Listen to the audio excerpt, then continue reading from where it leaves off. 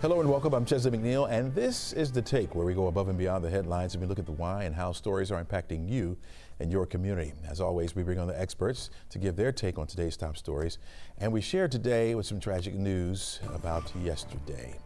Here's what we know about Wednesday's mass shooting that took place at a Catholic school on the campus of Minneapolis, Minnesota. The attack happened during the back-to-school mass at the Annunciation Catholic Church, which sits next to a school for kids ages pre-K to 8th grade. 2 children, ages 8 and 10, were killed. Another 17 suffered gunshot wounds, and 14 of those were students. 2 of the injured are in critical condition. The shooter is being named as a 23-year-old Robin Westman. Our sister station in Minneapolis reports that Westman's mother worked at the school, and it's believed Westman had visited the school last week while the teachers prepared for the upcoming school year. A 5th grade student at the school describes what happened. It was like right beside me. I was like 2 seats away from the stained glass windows. So they were like, the shots were like right next to me. The first one, I was like, what is that? I thought it was just something. Then when I heard it again, I just ran under the pew. And then I covered my head. My friend Victor like saved me though, because he laid on top of me, but he got hit. He is really brave, and I hope he's good in the hospital. Following the news of the shooting, Atlanta Archbishop Gregory Hartmeyer, a former teacher himself, calling for common sense gun reform. He released a statement saying the murder of children worshiping at Mass is unspeakable. We cannot expect schools to become a fortress. We have to do more to protect our precious communities.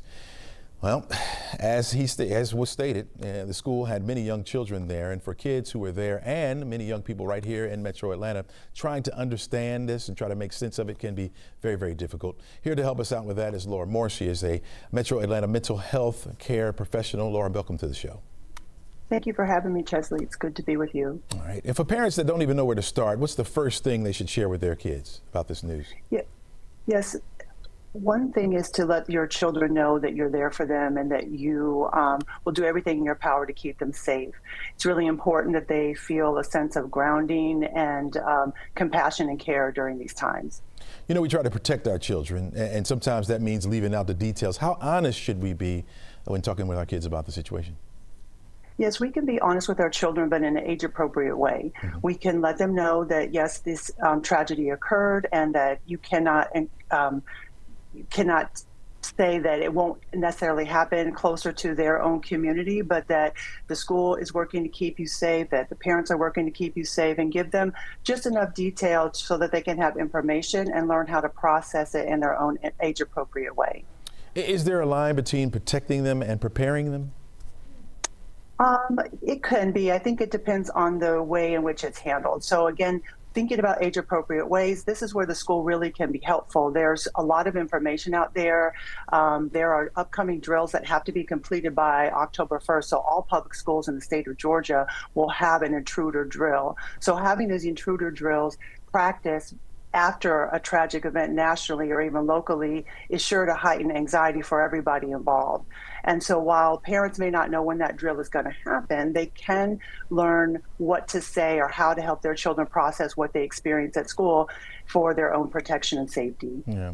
How much of the conversation is different when you're talking to an 8-year-old versus a teenager?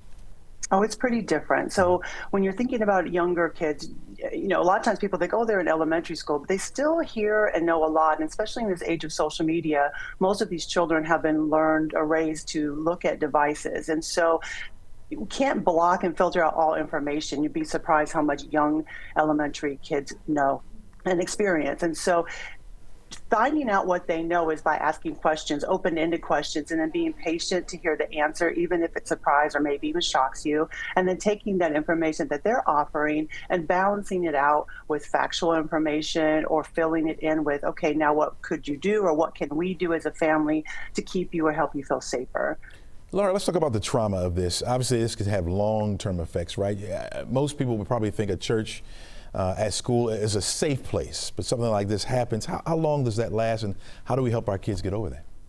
This is such an important question because an event that happens for some people, you may not see any quote unquote symptoms of stress or distress for quite some time, but that doesn't mean that it's not going to show up at some time. We're looking at, even with the school shooting in Appalachia last year, that students are really starting administrator having anxiety around what's going to happen on September 4th for them.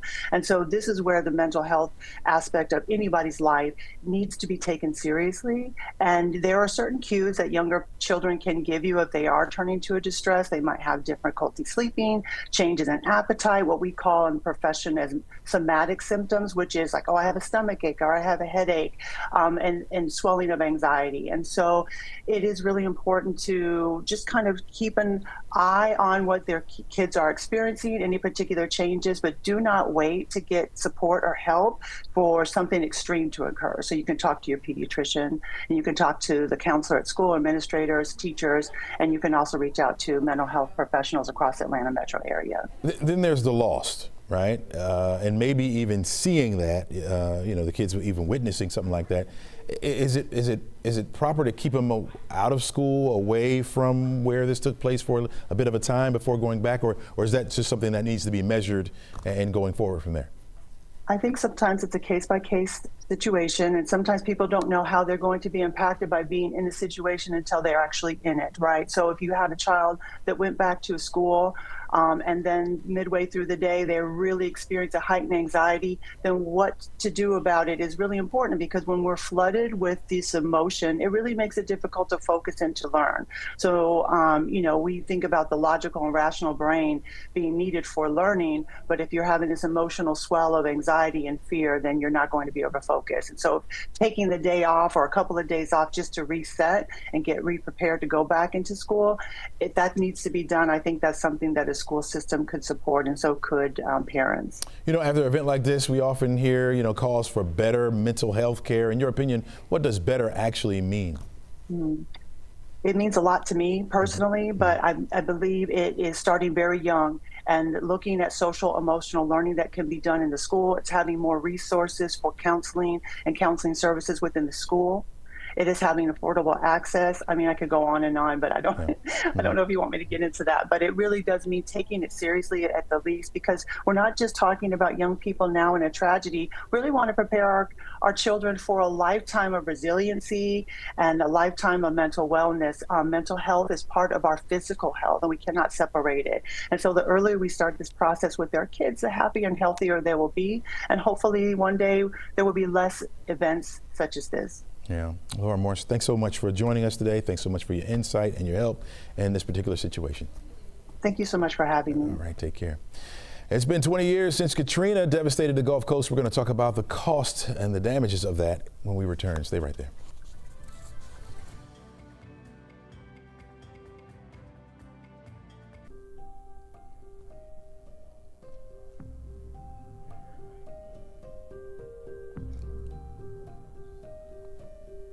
Tomorrow will mark 20 years since Hurricane Katrina devastated the Gulf Coast, and Georgia became one of the largest relocation hubs outside of Louisiana and Mississippi. The federal estimate of evacuees from the deadly storm was just slightly more than 100,000. This included an influx of roughly 10,000 students enrolling in Georgia public schools.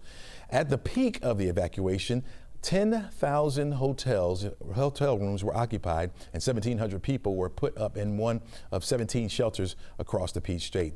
All of this resulting in an economic shakeup for Georgia in the weeks and months and years ahead. Let's take a deeper dive into this and get the latest impacts or the lasting impacts of Georgia's economy with Georgia Tech Professor of Economy, Shitakshi Donjit. Welcome to the show. Thank you. Thank you for having me. What is the single biggest way Katrina changed Georgia's economy? I would say the one biggest change would have been in the job market as well as in the housing market for the Georgia's economy. And in what way would you say that? As you mentioned previously, Chesley, we had 100,000 evacuees come largely to Metro Atlanta.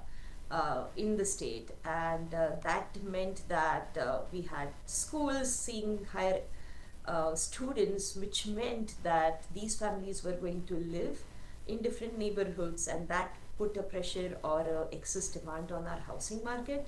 And the second one was on the jobs, that these families, once they settled down, were looking for job opportunities, We had several job fairs offered by the city as well as the state to give them those resources to help them assimilate in the economy. And obviously it was a tragedy that brought this, and when you say, that influx and then, it created things, seems like a positive thing, but we call it a shock. Describe the shock for the economy. The shock is always the sudden part of it. Imagine across the US, we had 1.5 million evacuees from the region. Atlanta and Georgia received about 100,000. So there is a very small timeline here where you are trying to assimilate all of those people into the state, into the economy. What happens is the initial part is we open shelters, we open donation centers where you are trying to just get that rapid help. The city, for instance, committed about $1 million to help these evacuees. But then the shock has a long-lasting impact where we see that in Atlanta, for instance, after 1 year from the evacuation, nearly 70,000 of these individuals stayed back. And that means you are now seeing a long-lasting impact of the shock, where you are having these additional parts included in the economy. It's never going to be a smooth transition. This was not a planned event that was happening, and that's where the economic shock came into picture. Gotcha. All right. So a lot of evacuees found work in construction, services, even logistics. How did that shift? Georgia's labor market? It had a shift in the labor market in the sense you had people looking for these jobs. So our basic economics principle will tell you that wages in these low skills sector were going to go down. You had a supply of labor in that market. That happened in Atlanta as well as nationwide for a very short time, maybe a year or so, and then we see wages going back. So that's why we call it a shock. In the sense that wages initially came down but then bounced back once we were able to absorb all of these workers. Yeah. Hotels, shelters, apartments filled up fast, obviously. What did the sudden demand for housing costs affect us here in Metro Atlanta? This was an interesting case for Atlanta compared to other cities. I'm so glad you asked that question. For instance, in Houston, most of the evacuees were taken out at the very last minute. They were transported by, say, buses, transported by government agencies to go to those shelters. In Atlanta, we had a slightly different evacuation process, and I would say for a large majority of evacuees that we received, they came on their own. That means they had cars, they had means to have transportation. They also had a few days ahead of the disaster to occur. So they had brought with them savings and so on. And they had some family, friends, networks in the city, which helped them initially to get settled. So we did not see an immediate spurt in the housing market. The housing market saw an increase in the demand in about 6 to 9 months when these evacuees decided either to go back or stay in the city. Professor, thanks so much for your insight on this. Of course, we'll be talking about this today, tomorrow, and probably for the years to come. Thanks so much. Thank you. All right, take care. All right, folks, let's take a look at our forecast for today. And clouds, to say the least. What a stark difference from yesterday where we had mostly sunny skies. We had crystal clear skies on the outside. It was a beautiful, beautiful day. Hopefully you got a chance to get out there and enjoy it. Today, a little bit different, of course, with the mostly cloudy skies that we have out there.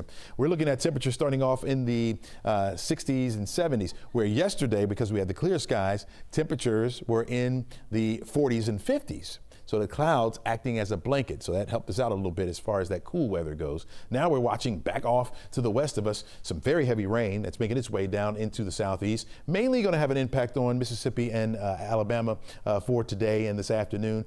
Hard pressed for some of that to make its way into our area thanks to high pressure that's up to the north of us. High pressure been keeping that rain at bay for us. We have an easterly flow because that high pressure is now moving over toward the east of us. Eventually we'll get back into a southerly flow. That's going to help to pump in some of that moisture. And so we've been talking about low humidity around the area. Well, that humidity is going to start to increase over the next couple of days, especially as we head into next week. As far as our rainfall goes, normally this time of year we'd be at 34.25 inches of rainfall. We're almost there, as you can see, a slight deficiency, but with the rain chances over the next couple of days, we can certainly get back up there. 20% chance for the rain on Friday.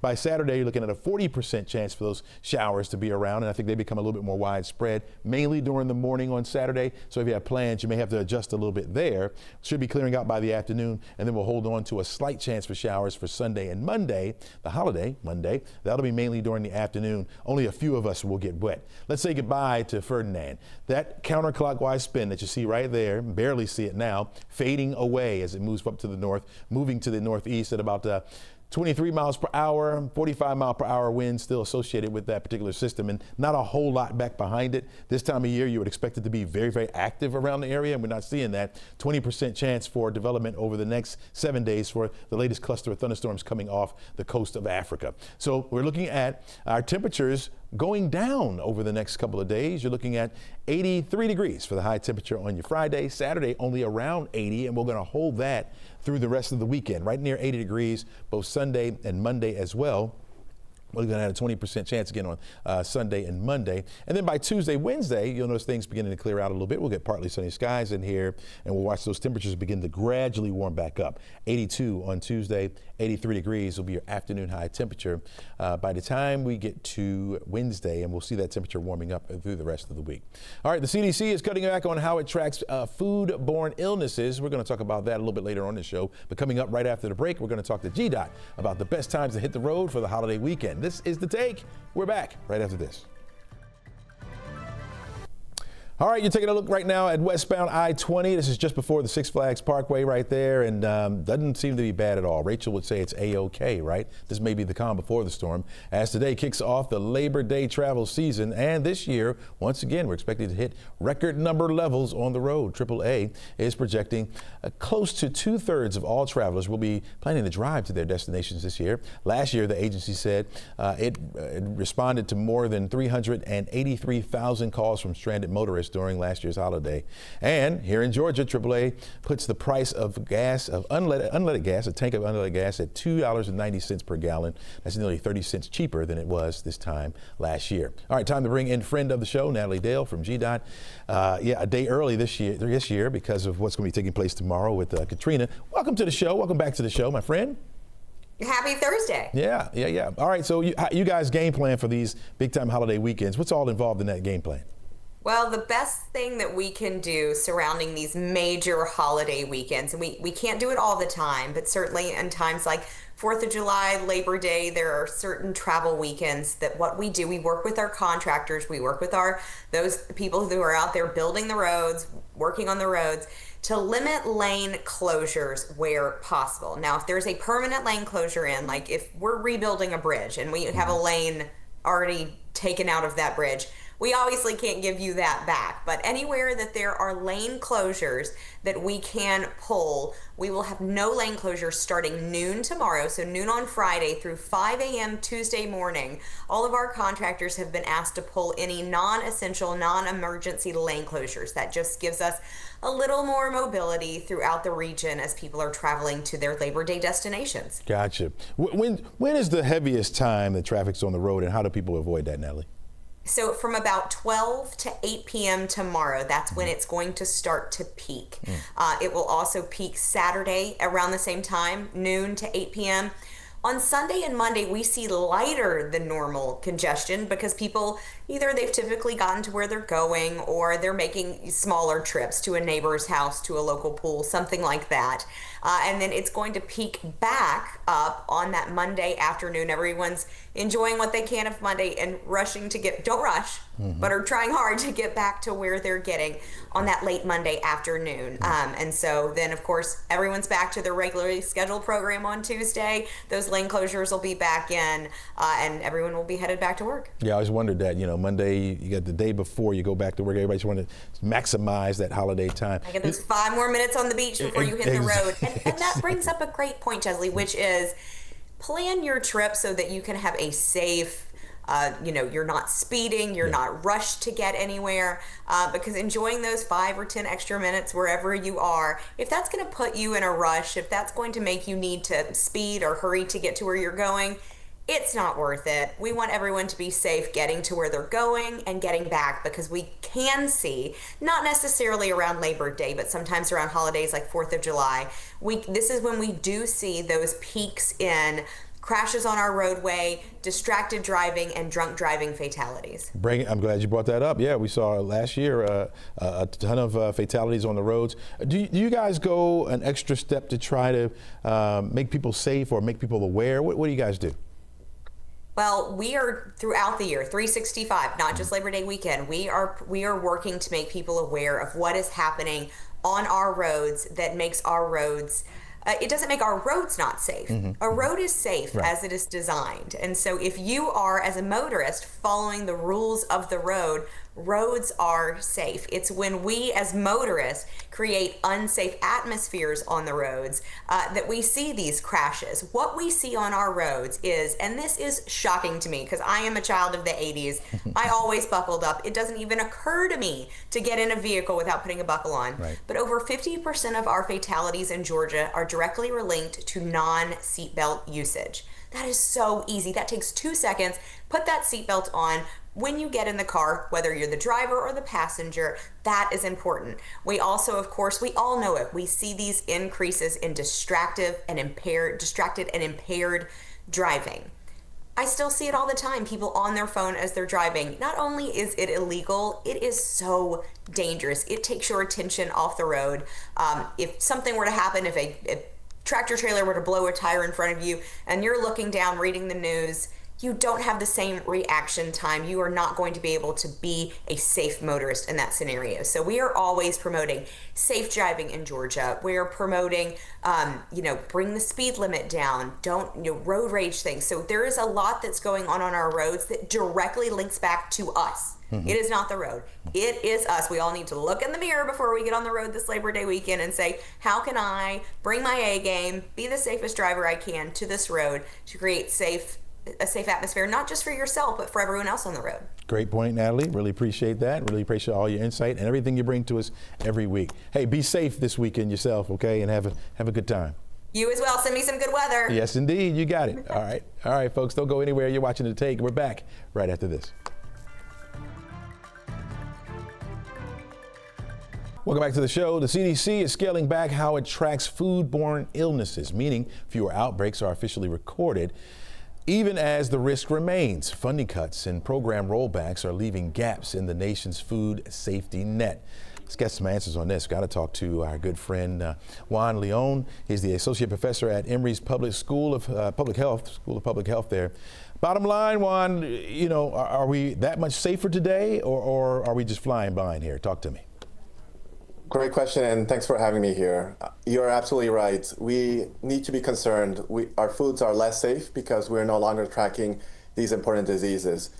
FoodNet is an important safety surveillance system that tracks diseases and is a model for the rest of the world.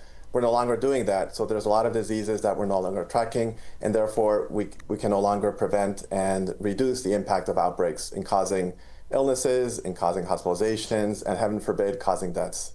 So what does that mean for us, right? So for a family in Georgia, if we have fewer outbreaks officially tracked, could something slip through the cracks or something that we don't even know about and we just kind of get sick? I mean, talk to me about that. Yeah, absolutely. So the great thing about FoodNet is that because it's at the national level, it's able to collect information from different states. Each state protects its communities in different ways, but we need a good way to standardize it and make it easy for all states to collect this information. So when an outbreak happens in Ohio, and it may also happen in Georgia, both Georgia and Ohio state health departments can quickly access that information from FoodNet to protect its communities. With FoodNet scaling back, this will be harder to do, and therefore outbreaks will be harder to prevent and also to stop. If something happens as a result of the food we eat, right, does that mean it's going to take longer to connect back to the source because you don't even really know what you ate or something like that? I mean, could that be the case? Yeah, you're exactly right. FoodNet is a fantastic tracking system that is high quality because what FoodNet does is it contacts state health departments, hospitals, a lot of different individuals, and checks the quality of its information. So when people go to FoodNet, they know they have a trusted source. And they know they have a trusted source to learn more about the outbreak, whether it's a baseline level of diseases or whether it's behavior patterns of different communities, such as vulnerable children, older adults, women who are pregnant. And without this key information, all these vulnerable groups, as well as our communities and you and I, will be less safe. What about on the lower level, right? How big of a setback is it for like State Department of Health? How much of a big delay would it be for them? The delay will involve a lot of people time because state health departments will have to, one, double check the information that they have, two, reach out to other state health departments. Other state health departments will also have to check their information, return the information back. And that is precious minutes, hours, days, weeks that are lost. And meanwhile, people are still consuming the unsafe foods and getting sick and getting hospitalized. So FoodNet prevents all that by standardizing it, making it very easy to access that information through dashboards, making it easy to collect that information and synthesize it so state health departments and the food industry can take rapid action and protect all of us. Should lawmakers be worried about this as far as a short-term budget fix that creates a long-term health cost? This is an excellent point. You can think about it as during flu season, we end up firing all the doctors and nurses. So it saves money in the short run, but in the long run, then who's going to be there to treat people? And it's going to be very expensive then to treat and save all these people that are there. Because we're cutting FoodNet and other programs like FoodNet, we're doing the exact same thing. We're blinding ourselves to information that is critical for us to prevent diseases, to make our food safer, to make our communities healthier. And at the long run, it's going to cost more, but at the end, the price of one life or one hospitalization or one illness cannot be measured. So we are doing a great harm to our country.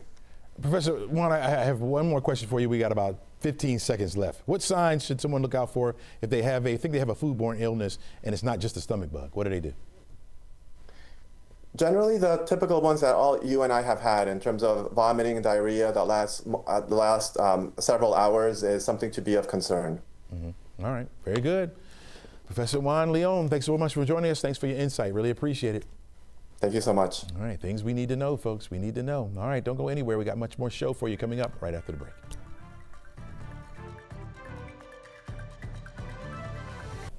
Metro Atlanta's housing market is seeing a pivot from the ultra-conservative rapid-fire buying to more of a thoughtful search approach, where more inventory is there and less urgency going on. Here to explain more about housing buyer priorities and the changing of what's taking place in our market is realtor Raju Tajaderi. Welcome to the show.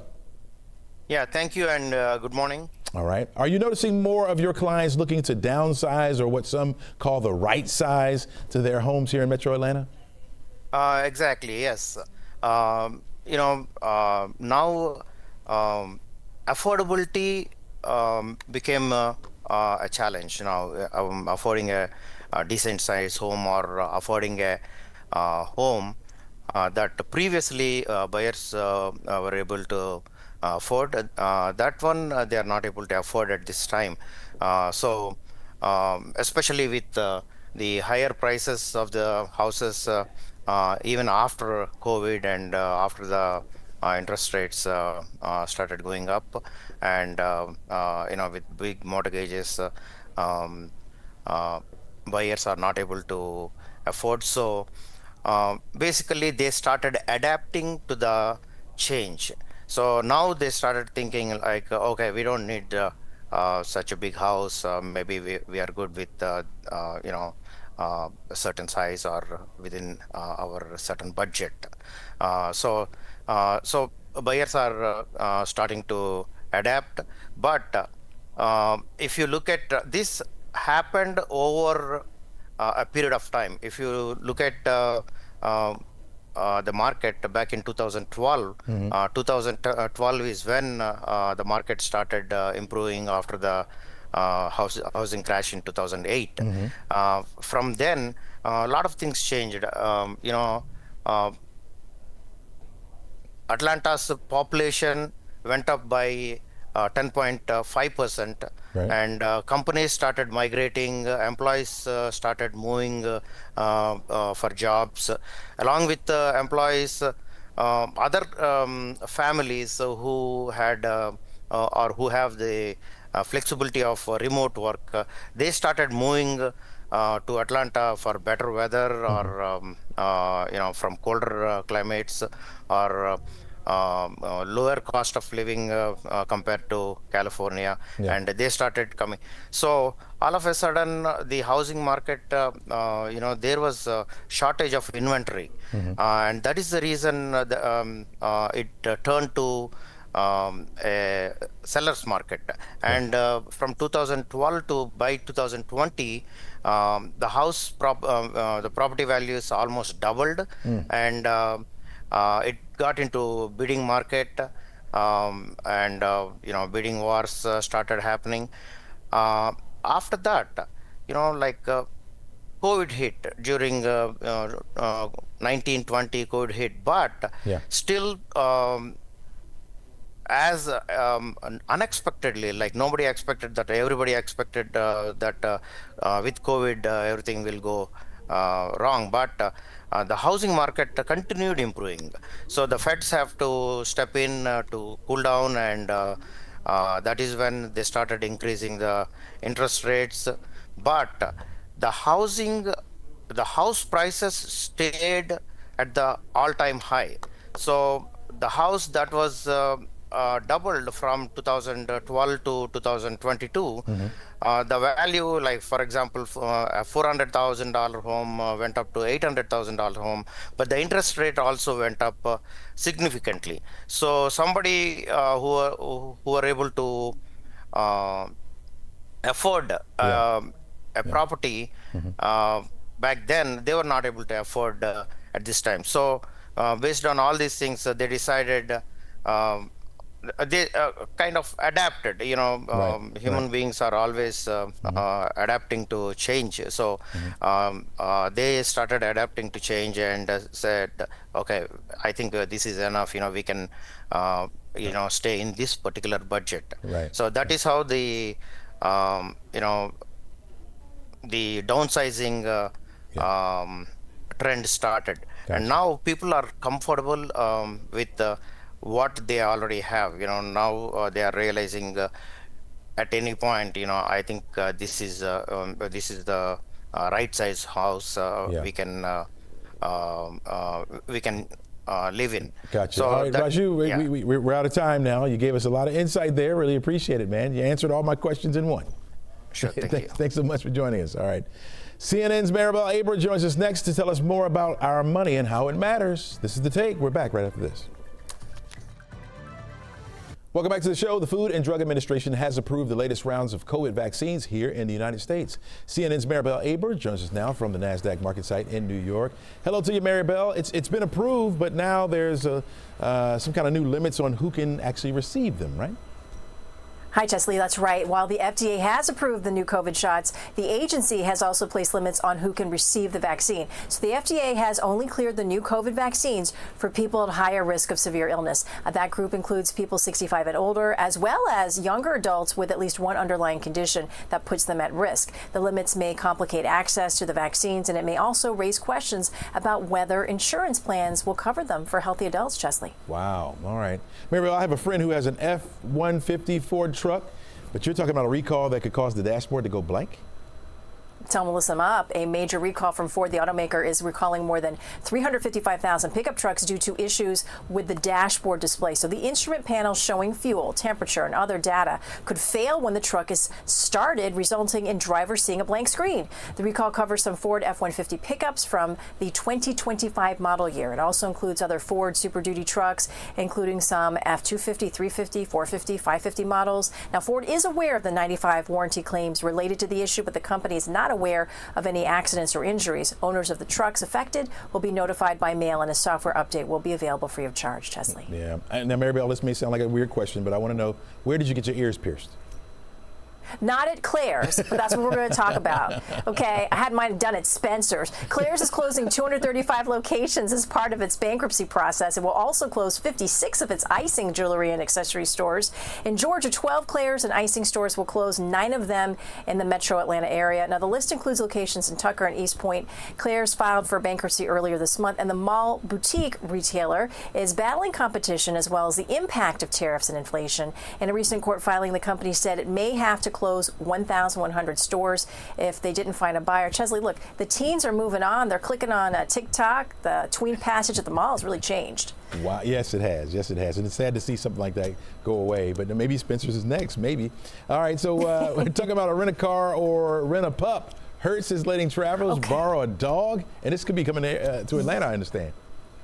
Yeah, well, the rental car company is bringing out a team of service dogs at select airports. Chesley, Hertz recently debuted the squad of golden retrievers at the Dallas-Fort Worth Airport, where they were a huge hit greeting flyers on a busy travel day. Called the Gold Squad, the canines are all trained service dogs and accompanied by a trained handler. You can vote on where the pups should show up next on Hertz's Instagram post featuring the dogs. And yes, Atlanta is one of the choices for a visit from the Gold Squad. I mean, Chesley, there are studies that show just minutes with a dog can lower blood pressure and heart rate, and who can resist a Goldie? I know. I wanted a dog so bad, but my wife will not let me do it. She won't let me do it. So this way, you just visit. Well, I'm just going to keep this high blood pressure. I'm going to tell her that. Miracle, thanks so much for joining us. Really appreciate it. Have a good day. All right. A big city school connecting with young people from the rural area. We're going to talk about what this means coming up.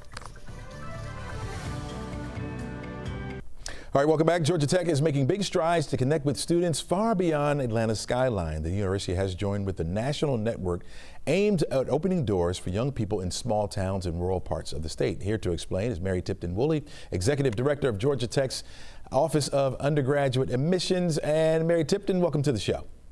Good morning. Thanks so much for including us this morning. Absolutely. All right, we talked about small towns, rural areas, STARS, College Network. What's this all about?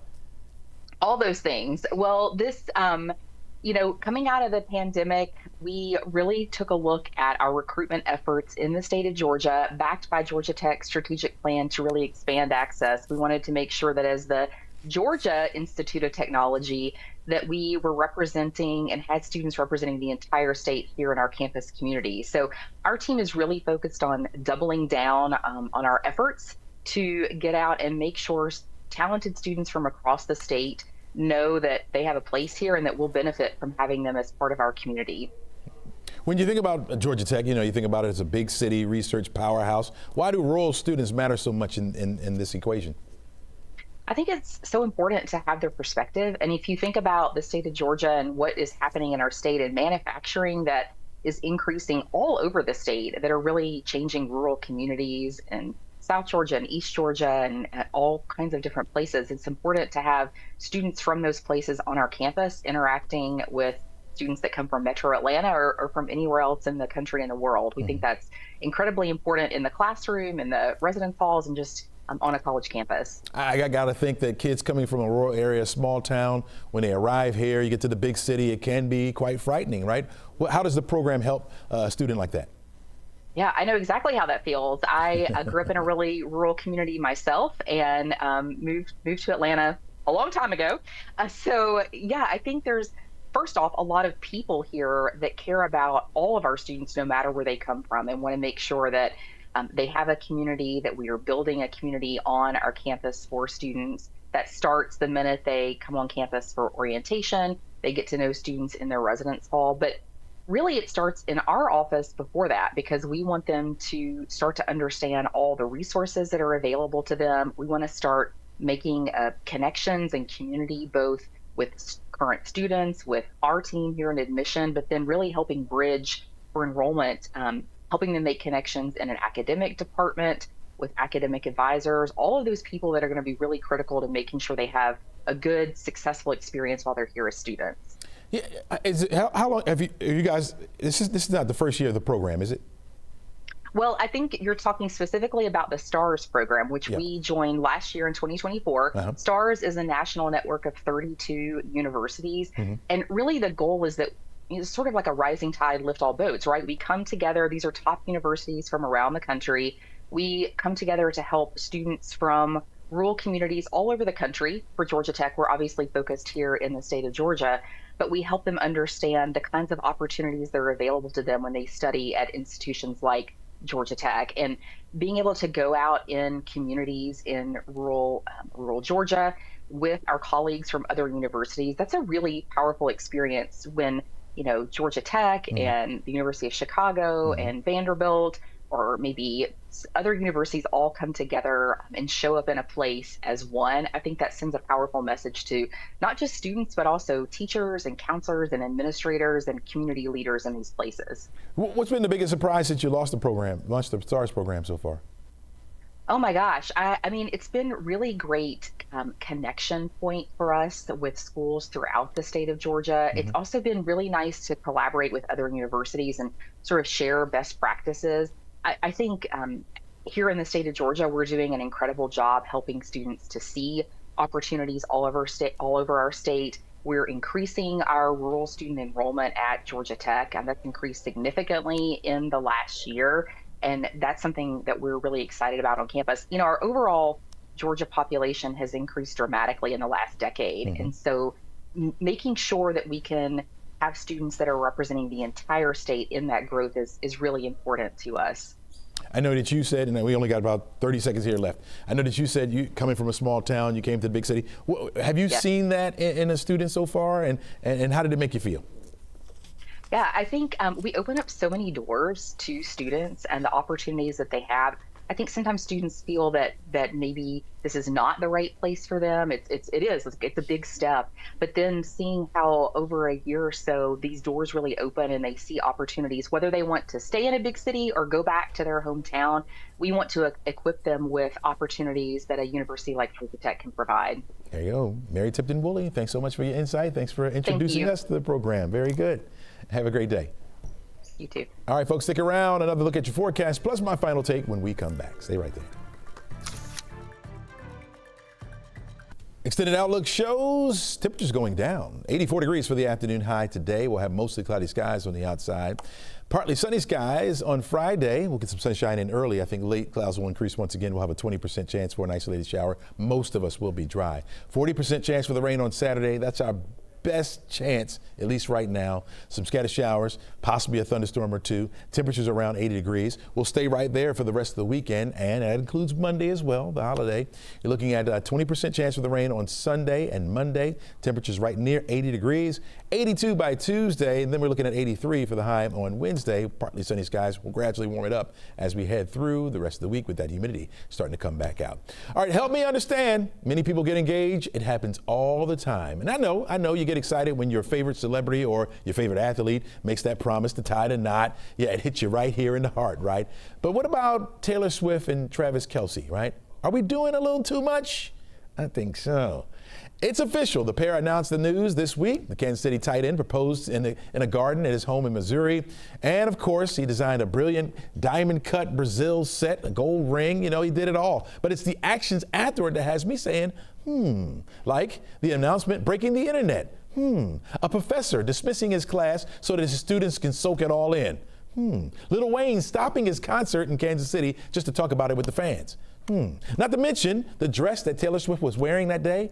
Sold out. You can't find it anywhere. People want that dress just because she got proposed to. Make me understand, Swifties. Could Travis Kelce and Taylor Swift be the equivalent to the royals in England? They're our own American king and queen, or princess and princess, or I don't know what we're making them. But help me understand. That's all the time we got for you today, folks. Make it a great day. Try to encourage someone. All right.